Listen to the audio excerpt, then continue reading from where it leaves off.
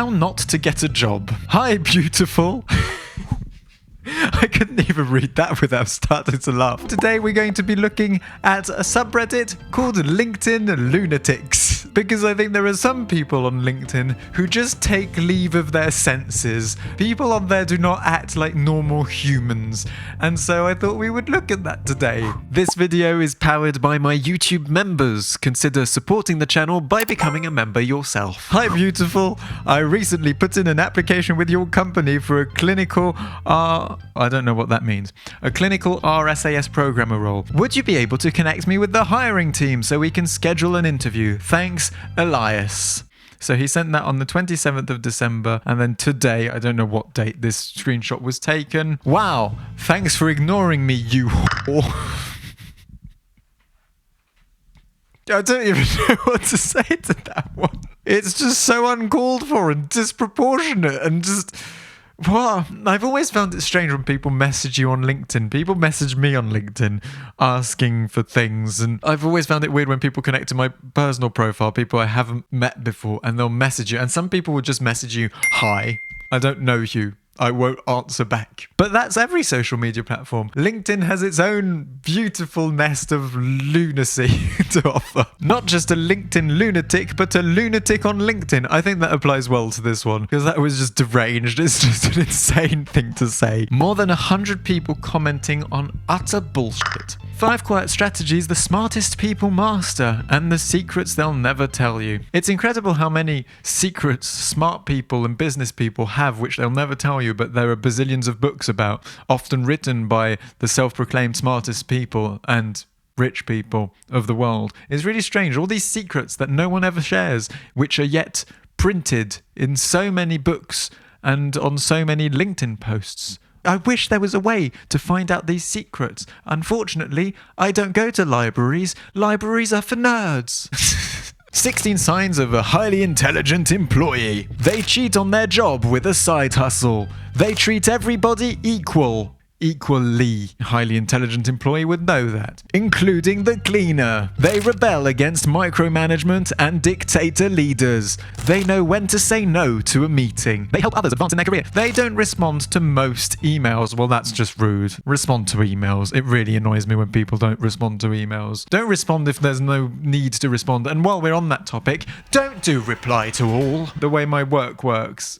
The way my work works, I get offered loads of short contracts, and sometimes it's a bulk email to everyone in the list of people. Are you available from this date to that date? And I always reply just to the person organizing it. But so many people do reply all, and I get, no, sorry, I'm not available that week. Oh, yes, I would like that position. No. Use reply all when you want to reply to everyone. Otherwise, just reply to the one sender. But also respond to emails, because that's really rude when you don't. Who wants to work for free? The 3 best decisions I ever made. 1. Dropped out of college after spending over 5 years on a 3-year degree. Pretty sure I was the hardest working student at that university. I'm pretty sure you weren't. You would have got your degree if you were. You wouldn't have done it over 5 years and failed it. I don't think that counts as you dropping out. I feel like this counts as you failing a degree. 2. Turned down a €40,000 a year offer as a software developer after a few consulting interviews. Instead, I took an unpaid job at a startup. You failed your degree, and then you were offered a really well-paying job, and you turned it down because you wanted to work for free at a startup. You know what? I call bullshit on that. I'm saying that is not true, and that didn't happen. 3. After 2 years and multiple promotions, I left to start Oscar. I had no money, and for 6 months my girlfriend supported me with her IKEA job. My former boss became my first advisor and taught me everything I know about business. Now I'm picking one person to work directly with me for free for 3 months. You get to have a job for free. You won't even have to pay to do my work for me. You'll do it for free. Isn't that a great opportunity? You get to work for a company nobody's ever heard of for free. I don't care about your CV. I don't care about your experience. I only care about your drive. Ping me directly via DM if you're interested. And 118 people reacted to this. This is utter nonsense. I failed my degree. So you should too, because now I've started a company no one's heard of, so you should you should come and work for me for free because it worked for me because now I own a company. I own a company. That's a big achievement. Technically, so do I. Wouldn't have much faith in someone who spends 5 years doing a 3-year degree and still doesn't finish it. But they were the hardest working student at that university. I just gave birth on Saturday to a baby girl, and while I'm recovering from childbirth, no big deal, I wanted to make sure to give some love to my first child, Mukatug woman. You see, on Wednesday, January 29th, Mukatug Woman is hosting a really special event, all thanks to our sponsor, Childbirth. No big deal.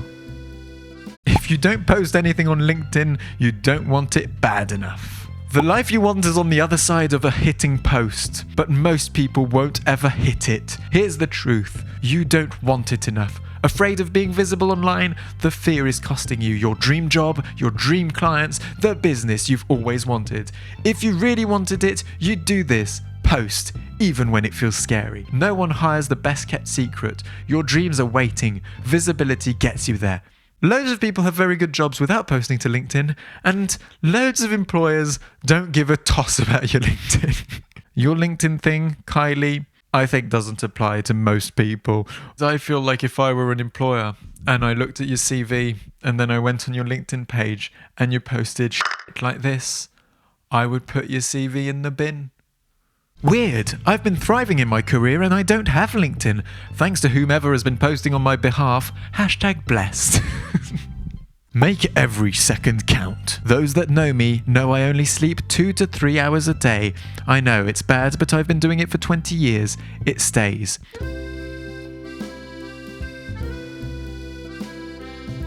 Bollocks. You've been sleeping more than that. I left UK very early Friday morning, travelled for 24 hours, arrived at final destination in China Sat afternoon. This man has no time to sleep and no time to write entire words, or sentences as a matter of fact. Had my case lost in HK, went straight to a mall and bought everything, then hotel change and out for client dinner, labels still showing probably, went to bed very late after being awake for 2 days straight. Well, the next day is Sunday, you're fine. Stop being silly, it's me. Left 6 a.m. Sunday morning, first meeting in the stunning Nanjing Convention Center with the NBA team. Then on to the next meeting with the VP of TikTok and the boss of one of the largest state-owned health companies. But on Sunday night, you'll rest though. Shut up, I'm out for dinner with my third client, and then up at 5 a.m. You sleep if you want to. I'm too busy being in the biggest rooms and conquering the health and wellness world. It must be nice not having family or friends. His wife is banging her Pilates instructor and his kids don't talk to him.